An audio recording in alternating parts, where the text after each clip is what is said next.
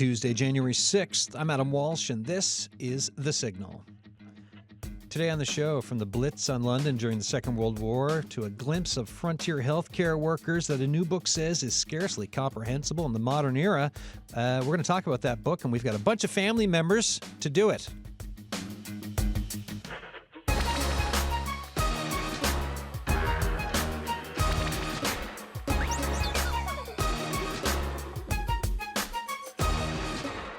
So the book, Nurse Fortescue and Dr. Paddon, stories collected and retold by Dave Paddon, is out. And Dave, it's great. And folks, by the way, today, this whole conversation, you're going to hear some readings from the book. We're going to talk about it, family dynamics, memories, and also the underlying bit is it's also about the importance of storytelling and why keeping stories alive matters so much. And especially kind of when you look back to this Second World War, 20th century bit era, and then you look at what's kind of going on in the world today. So Dave Paddon is here, author, storyteller, performer of recitations, among other things. How you doing? Good. Thanks, Adam. Thanks for inviting us. Thanks for the opportunity. Well, you know, it's not often when I say invite your family and then you're like, okay, they're all in, right? So, so tell us who's with us here in studio. It's my brother Tom's right here, and he lives here in St. John's. My sister Liz is in Connecticut, and she'll be joining us in a bit, I think. And brother Mike lives in Nova Scotia, but he's now in Manitoba doing some training. All right, so full show of Paddons today, which is fantastic. Tell folks a bit more than my intro on the book.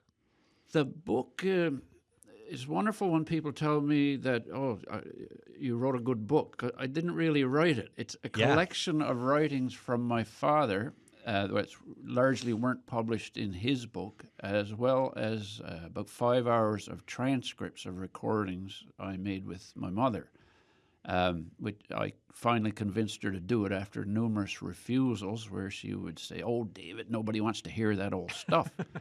So I kind of blackmailed her a bit with, what about your grandchildren? And well, that's a smart play. Yeah, and then after that, it was just basically a gin and tonic occasionally. I see. So that's a very good approach to getting all of these stories together.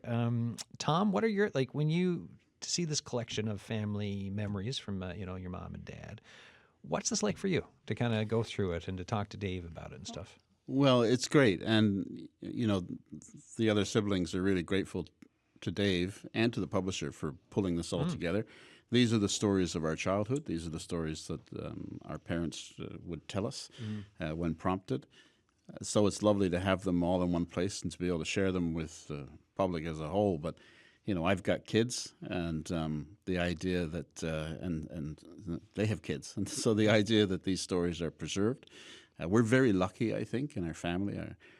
Dave's produced this book, and Dad wrote a book, and our uncle wrote a book, and our grandfather wrote a book. So there's all kinds of stuff out there. Bunch of book writers. Yeah, a bunch of book writers. Don't do anything else much. Didn't accomplish anything. I know, so it's wonderful to have it and to be able to share some of the stories because they're good stories and they resonate. They're great stories, and I think, like I was saying just a minute ago, kind of when you're looking back to this time period, the lead up to the Second World War, and medical work during the war, and then afterwards of medical work in Labrador, and what that entailed. Bits of just taking float planes and looking for a patch of water to land where there's no ice, going by dog teams somewhere, and your mom kind of going around sometimes not even, it's okay, I'm going to be a nurse here, but then trying to get to Boston and figuring it out, or trying to get to Montreal, and it was no Uber back then, right? So all of those descriptions, and then some of the medical procedures and the dealings with people and the appreciation that they got and their learnings over the years, all of that in a book. I mean, I think it's important history to keep with us too, right? As important it is to family members. Yep, for sure. Yeah. So, like Tom said, we're blessed with about 70 years worth of papers and letters and reports and other writings from both parents and grandparents, and. If I forget to do this, I'd like to do it now. I would implore anybody out there to record, write down their old people's memories, before they're lost. It's easy to neglect it. So there, I said it. And it's so easy to do now with just put your phone on record. That's it. Let them know, preferably. But, my grandkids are going to be able to hear my mother in her voice and her accent and with her humor tell those stories. Right. And it's a fabulous thing to have. It really is. Tell folks then, just remind, a lot of people know, a lot may not, just remind folks who your parents were. Just give us like the introduction of the beginnings of them and then who they turned into. Okay, well, it starts with the grandparents who were recruited by Wilfred Grenfell in 1912. Harry Paddon from England, Mina Paddon from New Brunswick and Nova Scotia. And they came out in 1912 to Indian Harbour on the coast of Labrador and worked full careers as doctor and nurse. Dad was born in Indian Harbour on the coast of Labrador in 1914, and he intended to carry on the work after his father died in 1939. And but Mr. Hitler had other ideas, and he went off to war as soon as he had his medical certificate. Came back to Labrador after that was all over with, and Mum, who was a nurse in England, originally from Essex in England, she came over in 1949 as a nurse with the Grenfell Mission, and they got married in 1952. So that's their background. All right. I think one of the great things about this book, too, is that it really gives voice to our mother. Yeah. And of the four of them, it always seems to be the men who have gotten most of the attention because, as I say, grandfather wrote a book and dad wrote a book. And my mother, our mother, resisted any efforts on the part of our father to include her in the book. She was very explicit. She did not want to be in his book. But for that reason, their stories are less well known. There have been writings about grandmother and about Mum in other publications. But this is really the first time one of those two voices has actually been put to paper and put out in a book. So it's great to have those stories. I mean, Dad probably couldn't have found his way out the house in the morning without Mom's help. So they were a huge part of the effort. And I mean, as professionals, as nurses, and as making their own contributions, which, as you'll hear, are very important. Yeah, and I love how for the first bit, your mom refers to him as Dr. Paddon and switches. Like it's just it really helps for the story of kind of put me really in the this is the part before, right? As she met him, as she met Dr. Paddon, and then as that changed, and they became a couple. We're very lucky to have a letter that Dad wrote to his brother, wherein he first mentions that a new nurse has arrived in Northwest River, and he refers to her as a very interesting cookie. All right, so I promised some reading. Who's going first? I will. Yep. So this is about a 6-minute account of a dog team medical patrol, which Dad did in the winter of 1949-1950. He did about 12 years' worth of these until the Grenfell Mission got an air ambulance, a small bush plane based in Northwest River. And they were anywhere up to about 2,000 miles, by my calculations anyway. So I'll go ahead with this, and I'll apologize in advance for some of my pronunciations. I apologize to my friends in Nunatsiavut. I don't think I have them all right. I'll do my best. All right. The seal fisheries were very poor last autumn, the result of a premature freeze-up in the bays, and dog feed is desperately scarce throughout the country. The team I left with on 23rd was thin and in poor condition, and the travelling conditions were poor, with dry going and hard hauling. I went to Napertuck the first day to see an eye case, and thence on to Green Cove, arriving several hours after dark. I stayed in a house with a nearly moribund tuberculosis case, an old woman whose husband died of TB not long ago. She was alone in the house when I arrived, with a temperature of 104, and there was not even a fire in the stove. House was filthy dirty, which was no fault of our tragic hostess. Narcotics were all we could offer to relieve her distress, and we left at daylight the next day for Nutak. The going was abominable, and soon I took to snowshoes, going ahead. Crossed Idiplisuk, a very high and difficult portage, which I estimate at 1,200 feet of a very steep gradient, and also the next portage overland, as I am getting to know the way fairly well now, going well ahead of the team for some hours. I was out of training and got tired, and my feet were cut up a bit by the slings, but anyway, we made Newtock several hours after dark. Very good considering the poor conditions. Saw about 50 patients here. Left noon on the 26th, starting with a very hard climb up excuse me, the Newtock Hills in poor going. I'd engaged a new team here to take me to Hopedale with 2 Eskimos, Zacharias Townley and Jonathan Kohlmeister, both of whom knew several words of English to supplement my meager Eskimo. Left at dawn, atrocious growing again. We never get a break with traveling conditions. Took to snowshoes and walked up the approaches to Corruculuk and up the Kilapite Mountains. Hard snowshoeing, and the climb up the mountain seems interminable. It is said to be 2,500 feet, but it impresses me as nearer to 3,000, although the charts give the elevation of this land at 3,000. And of course we do not go quite to the top, taking a pass. This one always makes me wonder how my coronary circulation is.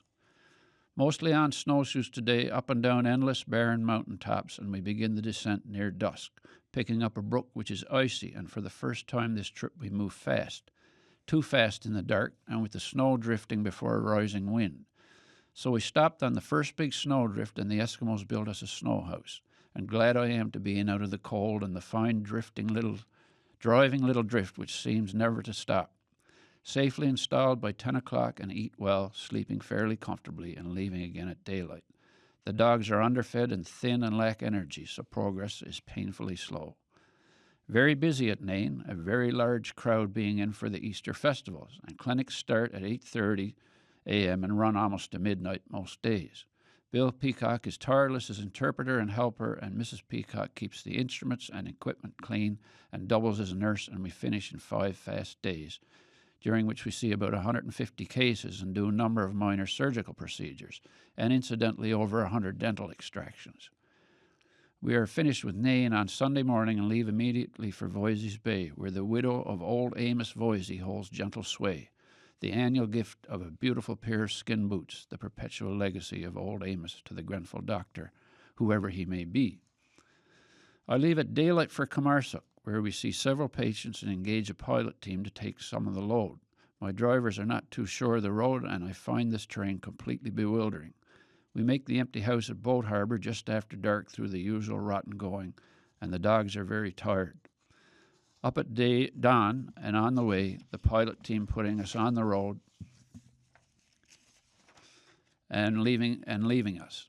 There's by now a good deal of daylight, and this dawn to dusk business is pretty strenuous, but going is so bad we must keep moving if we are ever to get anywhere. The dogs are very tired and showing signs of failing, little feed for them. We lose our track near Davis Inlet and follow a rather faint trail which we assume to be that of the mailman who passed by 2 days ago. Near midnight we reach Flowers Bay and are glad to put up for the night. There is a bleeding placenta previa here, so in the morning we leave early for Hopedale, the patient's husband driving her in a coach box. To lighten our wretched team, I ride with him, having done over 30 miles on snowshoes the day before and beginning to feel it. His team is good, and despite snow and drift and poor visibility all day, we reach Hopedale about 2 hours after dark. My team arrives about midnight in pitch black and driving drift. The patient bled on the way, but not alarmingly, and I summon an aircraft which turns up some days later and takes her to Goose Bay. The Hopedale work is done in time for me to leave for Island Harbour on April 7th with a new team, which are well handled by Willie Winters. Island Harbour at noon, but alas, the expected dog feed is not available and our dogs are unable to continue today. Willie is worried, for he suspects the run up Kippacock Bay is going to be bad. We leave at daylight the next day from the hospitable Jimmy McNeil's, and a mile or two out I take the snowshoes and go on ahead. It begins to snow and the going is terrible. At last I hear my teamster urging the dogs, and at length they emerge from the little belt of woods ending the portage, and we boil up and eat and leave. I resort to my old habit of counting up to 3,000 paces at a time and then stopping to see if I am any nearer the next point, visibly near, I mean. Finally, I count to 2,000 paces at a time, sitting down to rest for 3 minutes at the end of each cycle, and by anesthetizing my mind with numerals, I seem to anesthetize my feet and thighs too. I make Kippacock at nearly 9 after over 40 miles of bad snowshoe walking, no matter how you measure it. Too tired to take off the snowshoes at first, very stiff. By hurrying, we get the work done at this large and rapidly growing village, and next day we leave early the following day. It is snowing heavily, and we can see nothing, but there's no wind, and I'm in a hurry. Going is even worse, and we resort to snowshoes at once. At noon, we find a teeny cleft in one of the barren hills with a few stunted trees in it, and in this niche near Igyuk, we boil up. Shelter is fair, but snow drips into the chill meal we stuff down, and we are away again. Despite the snow, the spring sky is hard on the eyes, and we cannot wear snow goggles as they ice up instantly. I feel incipient snow blindness soon, and everything looks a curious green. At dusk, we manage to locate a certain abandoned house, but are quite a long time digging down to it. My 3 drivers are just as wretched, but they are solicitous for my comfort, whereas I am solicitous only for my own, and the realization makes me ashamed. And they are doing this work for a pittance. And I realize that self-pity is not a very durable consolation. Clearing out the kitchen, we upset a bucket of rotten shark liver oil, and the filthy stuff seems the last and final straw. They howl with glee, and then patiently clean it all up and clear out the most comfortable part of the floor for my sleeping bag. One of them has no sleeping gear and refuses any of my stuff. Not a bit cold, he explains, sleeping on the naked floor. They are full of praise for the miserable, dehydrated, and reconstituted military experiment I feed them for supper, along with a tin of sausage, and are indomitably cheerful. It is fun to have English-speaking drivers again, although no one could have been more kind or considerate than the Eskimos I had from Hebron to Hopedale. So I do some conjuring tricks, and we all turn in feeling quite merry. All right, Dave Paddon there reading, a letter written by your father, Dr. Paddon, and also the languages of the time, right? And which you mentioned in the book too, right? For Yes. terms, because it's the language of the time that evolved over the years as well with your Yes, parents, yeah. right? Yeah. Yeah, so that's one of 5 accounts that are in the book. Yeah. So what, for both of you then, what your thoughts and just when you hear that, when you read that, what do you think about it? Well, I think about just the level of commitment that these people had, Dad and the drivers, who were doing something that was so important, but it was so difficult. People do not understand who haven't tried traveling long distances on dog team. Yeah. Just how difficult it is. You don't ride with the dogs. You break the trail, you run alongside of them. So doing that year in and year out, we're pretty sure that it contributed to the early death of our grandfather, who died very young and who had probably exhausted himself by doing these long dog team trips for 25 years and just worn down his system so far that when he got what ought to have been a relatively simple infection, it killed him. Yeah. And then Dad did it for many years. And as he says elsewhere in his writings, when the aircraft became available, he was very happy to see the back of dog team travel. Right. Your sister Liz is on the line. Liz Paddon. wow. Hi, how you doing? Hi, Adam. I'm fine. I'm right here. Excellent. So, what are your thoughts? Sorry, go ahead. Oh, well, I think Tom said it very well when he talked about the level of commitment. And, and as I read my mother's stuff, that's exactly what I think of. I'm a nurse myself, but nursing today is very different. And I think she'd be quite shocked if she saw some of what goes on now. But really, I think, she was courageous but never thought she was. And she just got on with it. It was sort of a common sense that prevailed in those days. So I'm reading a bit about her time nursing during the Blitz, World War II in London. Perfect. This was long before she went to Labrador, of course.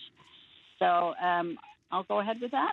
Yeah, no, please do. Yeah, so the phone line, we'll just check. We'll monitor the phone line because it's a little shakier than but just go ahead. And if we run into an issue, I'll let you know. But Okay. this is it's early on in the book. It's a very fascinating part of your mom nursing as during the Blitz of London. So go ahead. Yes, very vivid. Okay. We were hit by a V-1. They were the flying bombs that came across. They came in a steady stream heading for London, and we were right in the flight path. They were overhead above Banstead.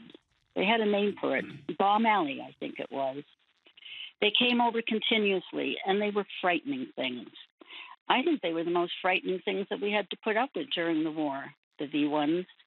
They made a horrible sound, a sort of grinding sound as they came. They weren't manned, of course. They were just flying bombs. The noise would stop, and there would be dead silence. If it stopped right above you, you knew it was coming down. They came down directly. They didn't glide down. However, most of them went over. We had German prisoners there, wounded. They didn't like their V1s at all. They'd make a great fuss and say, "Was ist das?" They didn't like it at all, and they were very indignant, as a matter of fact. We told them it was their Führer's secret weapon. They didn't think much of that. They wanted to go to a safe area, somewhere safe. But, of course, we told them they were staying right where they were with the rest of us. After 3 weeks, we did get hit. It was a very old hospital, what they called an insane asylum in the old days. It was a vast place. We had a hit, and it did a great deal of damage. I was on night duty. Very curious things happened during air raids. Each ward, which had about 80 beds in it, at the end, it had a kitchen where you were supposed to make hot tea and so forth for the patients. And round the end there was what was called a blast wall. It was sort of a brick wall around part of it, which was supposed to be bomb protection. We were told that if we thought we were going to be hit, we should go into the ward and get under one of the beds. I suppose it might have been some sort of protection. I had one Red Cross nurse with me, and my ward was almost empty, fortunately, because it was the night between convoys. We had about 8 patients in there. So we got under the beds. It wasn't a direct hit, but it was very close. I think maybe the next ward or 2 were hit, but I just remember the noise of the thing coming down. I suppose I was knocked out because I remember looking up, and there was the sky and the stars and all the smoke. It wasn't smoke. It was the remains of the roof. Everything looked shattered and so forth, but I was fine. I was all right. I called to my Red Cross nurse, but she didn't answer. I don't know where she was then.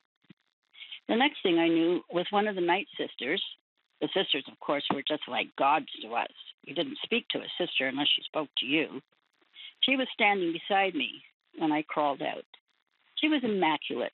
She had a starched apron on. She had her huge cap with a little bow under the chin. And she just said, get up, nurse." I got up, and she said, "Is your kitchen intact?" I said, "I don't know, sister." She said, "Go and look and put your kettles on because heavy rescue will be here immediately." She didn't say, "Go and look at your patient," or "Where's your Red Cross nurse?" Just put on your kettles, get the water boiling for the tea, which I did. I wasn't hurt at all. My Red Cross nurse was alive, but she was very badly injured. She was right down the end of the 80-bed ward. I only had those few patients in, and only one man was killed. We were very lucky.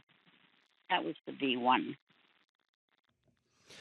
All right, Liz Paddon, thank you so much for this. So when you read that, right, and oftentimes when I've talked about over the years, whether it's growing up speaking to veterans of the Second World War, or now doing shows around it, and also the Korean War and conflicts, to read an account about your mom and to think about just how close things could be back then for the folks who made it and who didn't. And if you've got the V1s coming in with the Blitz, and there are lots of there are accounts in like your mom's telling of it, that she alludes to other folks and damage that gets done. Like, what are your thoughts on just how close things could have been, and for those who were lost compared to the folks like your parents who survived?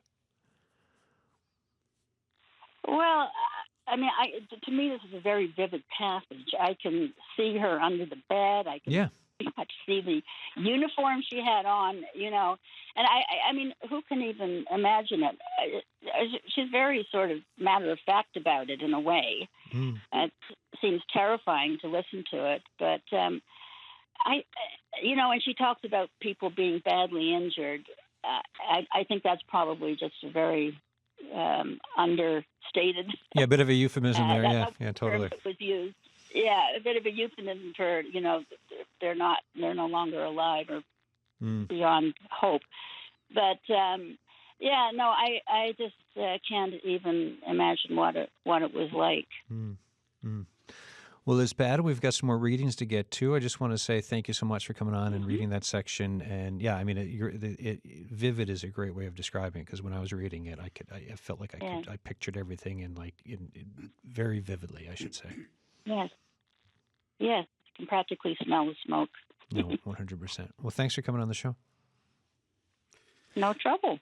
All right, so Liz Paddon, and guys, and folks, we're talking about Nurse Fortescue and Dr. Paddon, stories collected and retold by Dave Paddon, a new book that is out. So we're speaking to a number of Paddons here on the show today. We've got Dave Paddon here, Tom Paddon. We're just speaking with Liz. We'll have Mike on shortly. Before we get to the next reading, I do want to say hi to Mark David Turner, who's the publisher of this book. Mark, how are you doing? I'm grand, Adam. How are you doing? Good, man. Thanks for coming back on the show. So, publishing company, remind folks about Brack and Brine and the works you're choosing and putting out.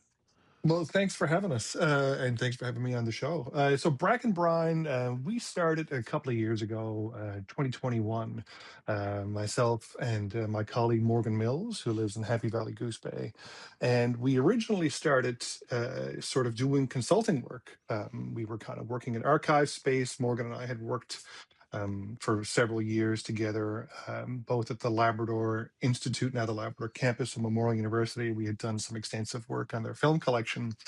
And we had we developed that over several years. And we digitized the film, and then we ultimately had a screening series. And then when COVID hit, we thought, well, we like working together, so why don't we continue to work sort of in this space? So we were doing work for other people, and then this opportunity came up to develop a book out of our film screening work. So we published a book called Labrador Cinema, which was sort of a retrospective of our digitization work and the curation work that we had done. And I don't think that either of us were sort of expecting it, but you put out one book, and then people sort of understand that, oh, well, maybe you publish. So then people start knocking on the door. And we were very fortunate that the second person that knocked on our door was Robin McGraw. And the second book that we published was Labrador, a Reader's Guide by her. And then we've been maintaining a pretty steady publishing schedule now since 2022. We publish about 2 to 3 books a year right now, and generally on Labrador-based subjects. As you know, there are several fine publishers on the island of Newfoundland. We certainly don't want to interfere with any of that space, any of their fine work. And we think that there is a real opportunity to shine a light on some of these fantastic stories coming out of Labrador, and to celebrate Labrador storytellers such as Dave and the entire Paddon family. So then when this book was put together, and now that it's out and you can feel it and read it and all that stuff, like, what was your thought about what this means to the province and to the history and folks reading it? Funny, I don't know that was my first sort of thinking when I thought about the book. Dave floated the idea by me. I've had the great fortune of traveling with both Dave and Tom and Liz last year, actually, on Adventure Canada. We do this trip called Greenland and Wild Labrador. And Dave floated the idea on the boat last year, and I knew that it was sort of going to be a compilation of some of the things that he had shared with guests and through some of his events on the boat. And for some other stuff as well, from some of his other of his father's papers. So I don't know that I had a sense of sort of significance of it, sort of above and beyond the importance of this as a record of Dave's storytelling lineage, of the Paddon storytelling lineage. I mean, I just love some of these stories, like the ones that have stayed with me.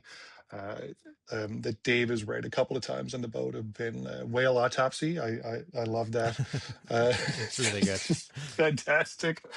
Poison Ivy, another great one by his grandfather. I mean, these have just been very vivid. So I was just very excited for the opportunity to have those in print and to share those. But talking to Dave and working through his vision, I don't think I had really foreseen I guess the World War II content is really even being part of this. I thought that this was I thought that what he had in mind was really going to be something that was more like about time in Labrador and not butt into that time.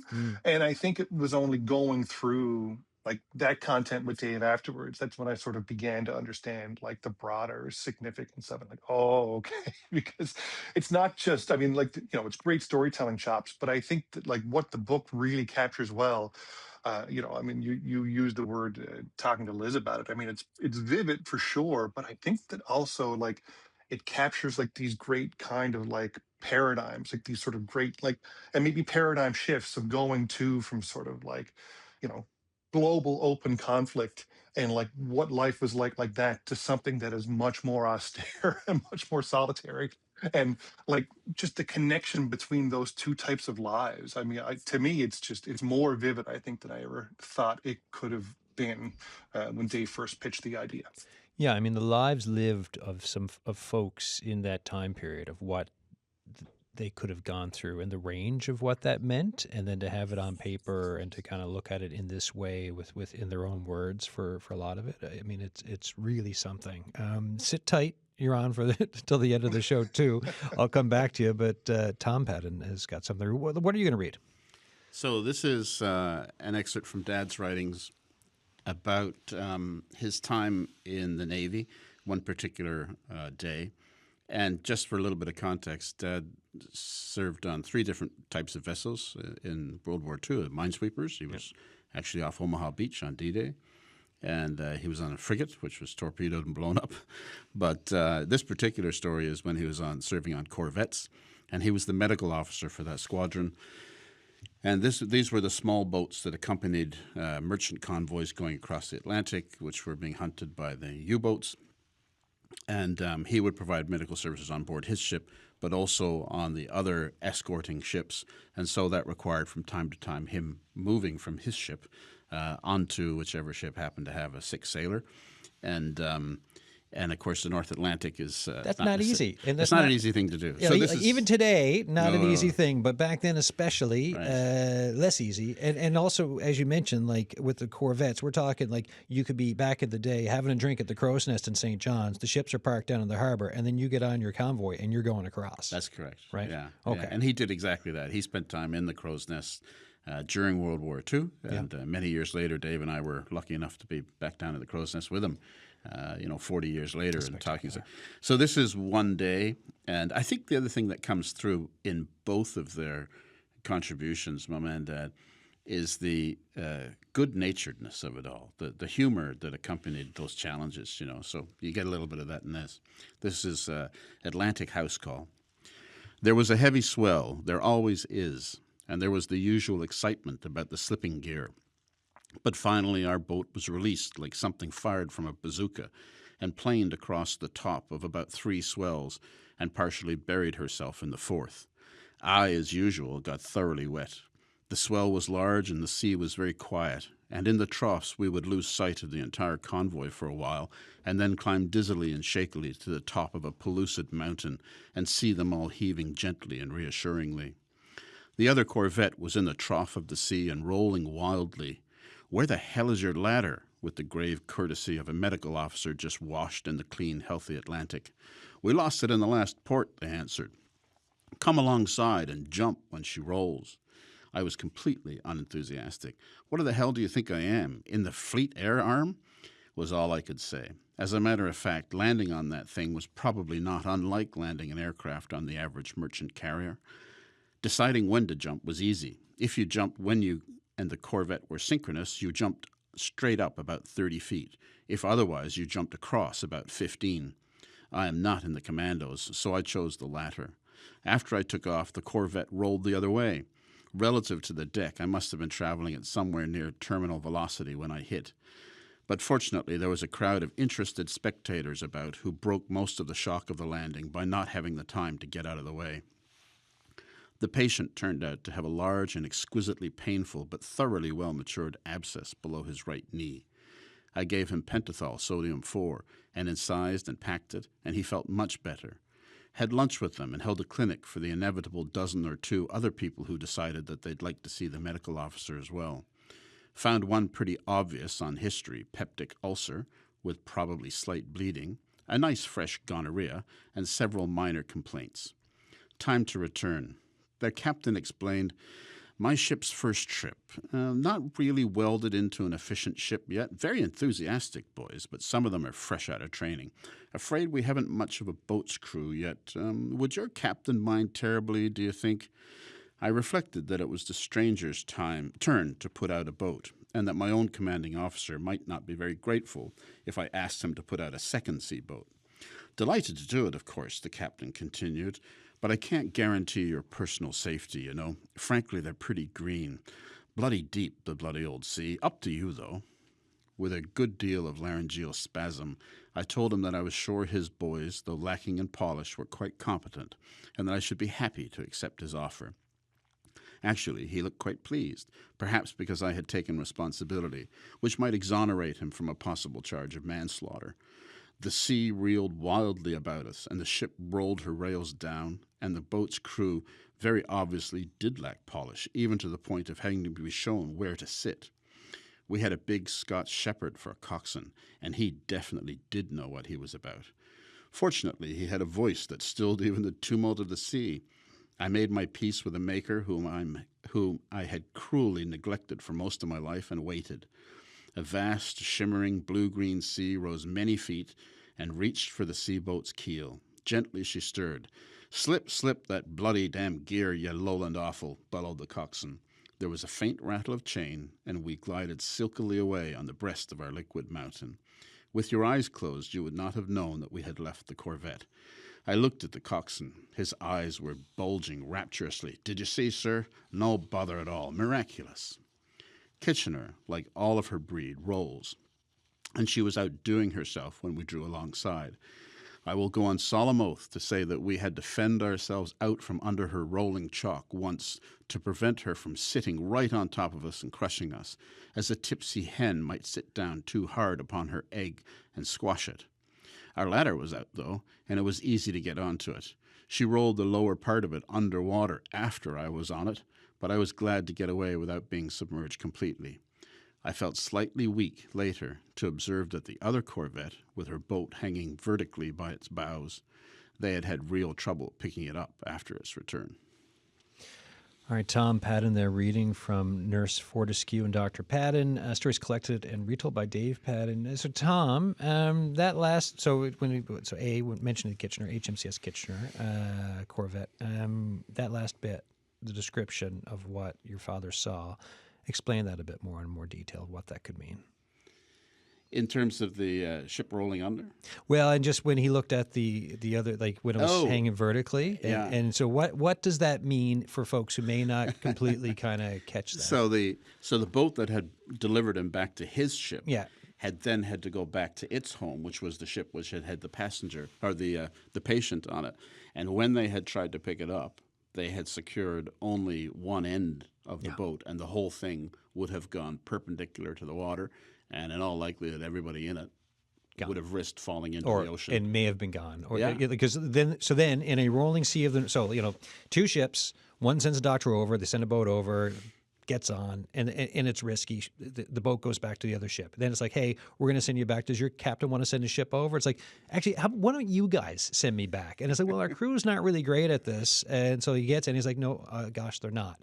But they get him over. His ladder's there. He's safely on. Then later he looks and just you got like essentially like a lifeboat kind of an idea, right?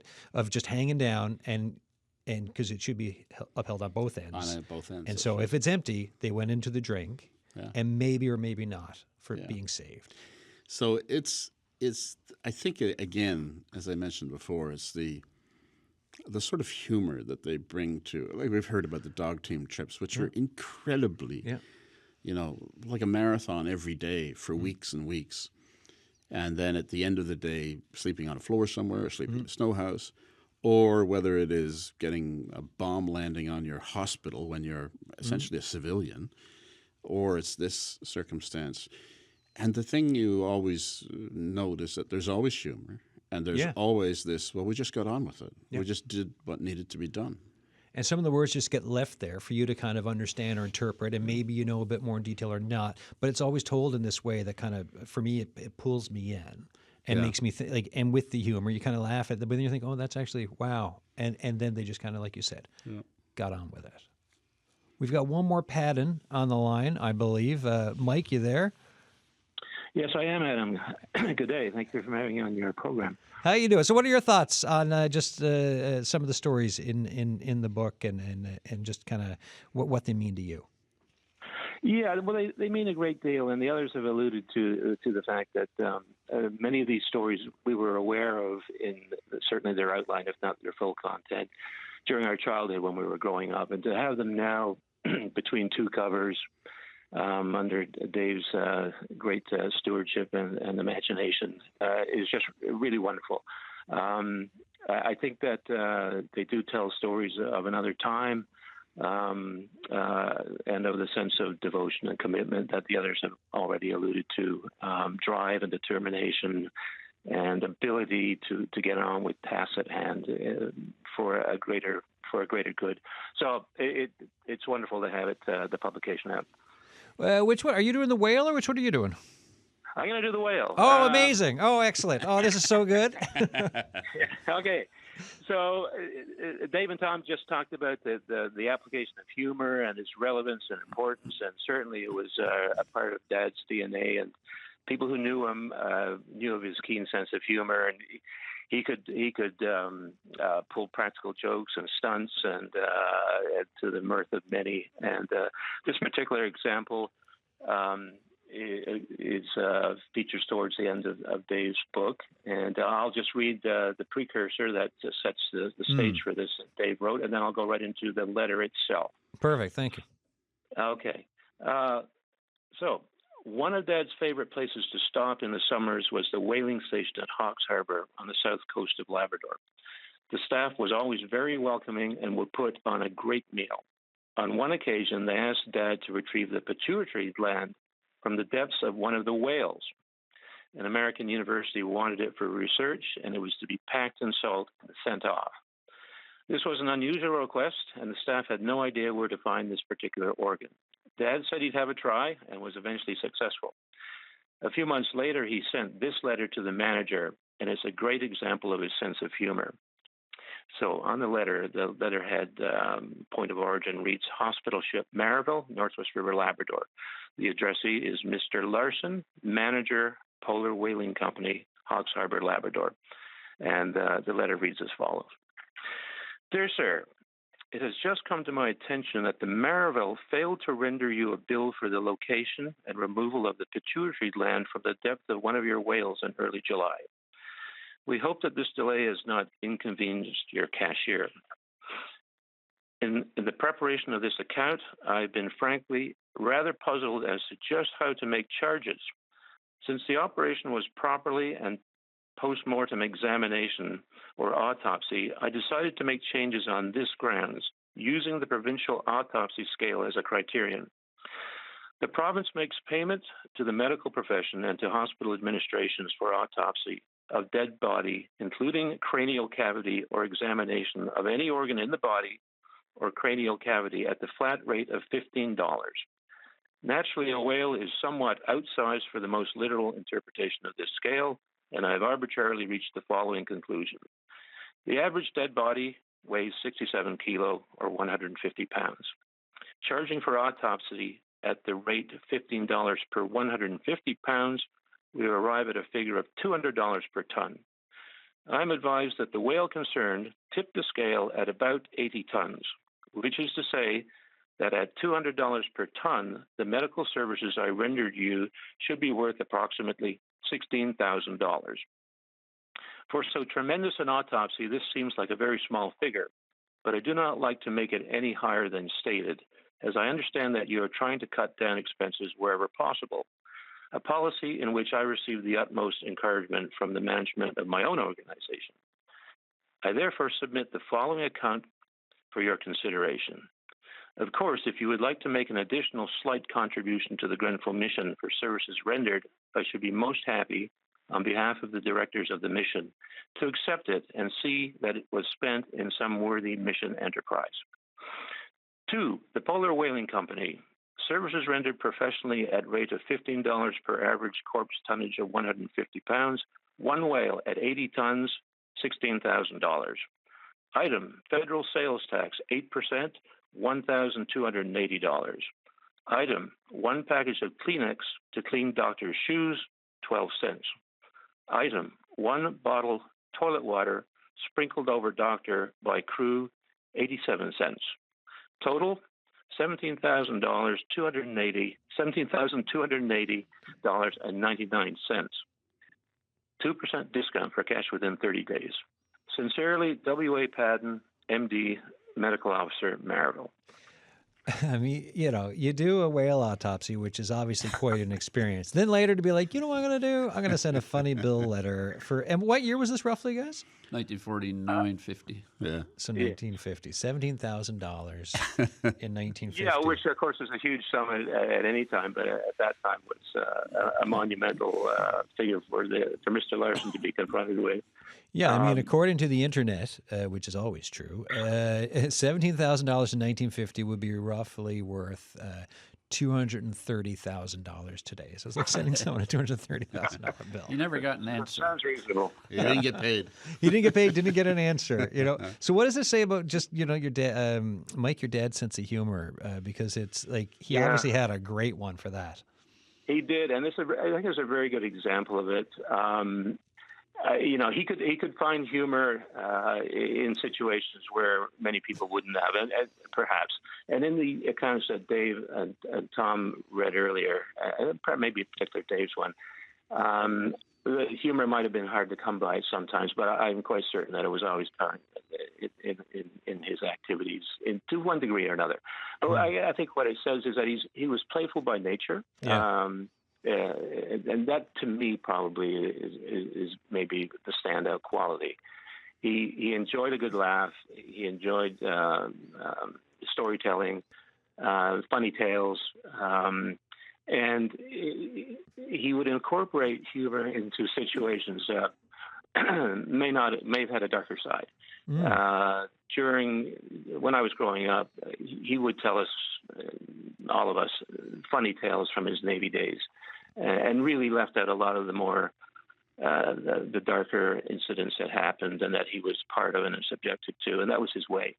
So humor played a huge part in his personality. Yeah, and the funny stories are the ones that last, right? So anyone who's sailed in the Navy, like there's stories over generations that will be there that get retold, and it's quite something to always have that humor there. Mike Paddon, thanks so much for coming on the show and for reading for us. It's been my pleasure. Thank you. I think the other thing is the time that he and the others and grandfather had the same sense of humor, and to some degree, hopefully, it's reflected in this generation. Is that they were so busy, they had so much to do, and they would still somehow find the time to write what is really a pointless letter, other than the fact that it's funny. Oh, just to poke at someone, right? You're like, do you know what would be hilarious if I send him a big bill and I make it just so over the top? And as Mark suggested, there's one very similar to it from the generation from his father, written on the same little medical boat far in the north on the day that he wrote it. But these are the things that they sort of added to the spice of it all. And when the sound of our childhood, when we were going to bed at night, was the sound of Dad clacking away on a typewriter, writing a report maybe, or writing a letter, or writing some funny article or some little thing that he was going to contribute. But that's the sound we remember as we were falling asleep.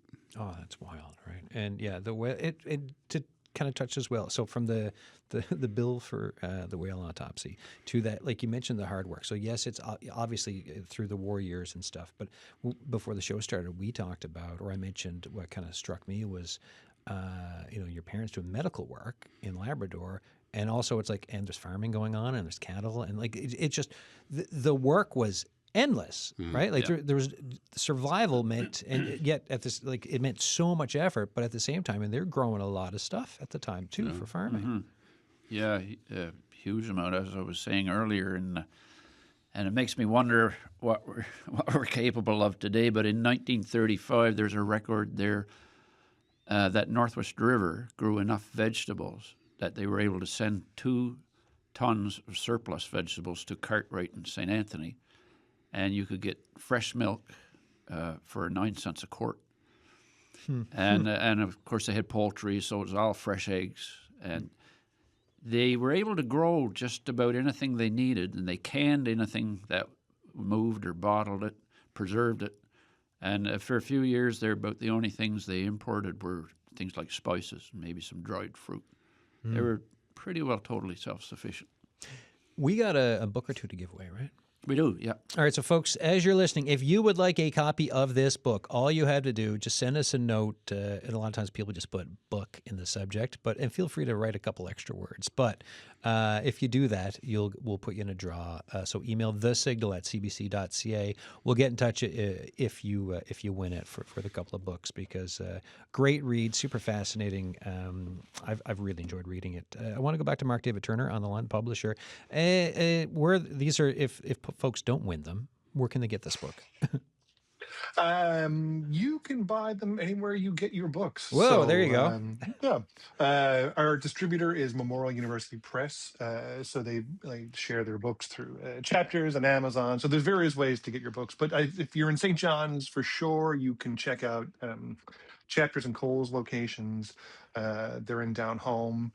But you can definitely order them through Amazon and through Chapters as well via their websites. And ebook versions are forthcoming as well, so you should be able to buy it as an ebook in the coming weeks too. And any final thoughts from you, just on the book or what you've heard today through the show that kind of stood out for you? I think I just want to two things. First, I want to just say how great it was to hear Liz read her mother's words. That was actually always kind of in my mind when I was reading through and editing that part of the book. So it was fantastic. And I'm really grateful to have heard that. And thank you for putting that together. But I just want to go back to what Tom said about, and maybe just amplify that point about just kind of celebrating these moments. And living in these moments. And I mean, that's the thing that I take away from this stuff, is that there was never an opportunity for joy or for laughter or for I would say poignancy that was never kind of unmissed. And that was one of my takeaways from reading through this stuff, whether it was during the wartime material or through the Labrador stuff. And particularly in the medical patrols, the dog sled team pieces, there's just so many wonderful moments in there that it's not just laughter. I mean, there's some very difficult moments in there as well, but they're just so, there's just such a wonderful respect, poignancy, austerity. It's great. I'm just so grateful to sort of see all those moments, to see them kind of acknowledged, contextualized, celebrated. And I think it's a different way of life that I think it's kind of far away from us right now, I think. No, I think it really speaks to folks. We've got about a minute left here. Tom, final thoughts from you on this?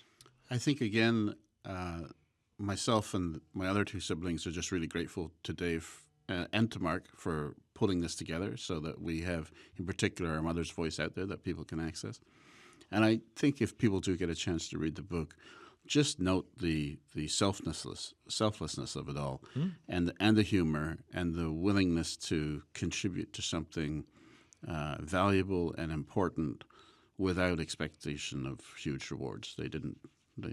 He was a country doctor and paid as such for many years. He was, they felt a devotion to do something valuable.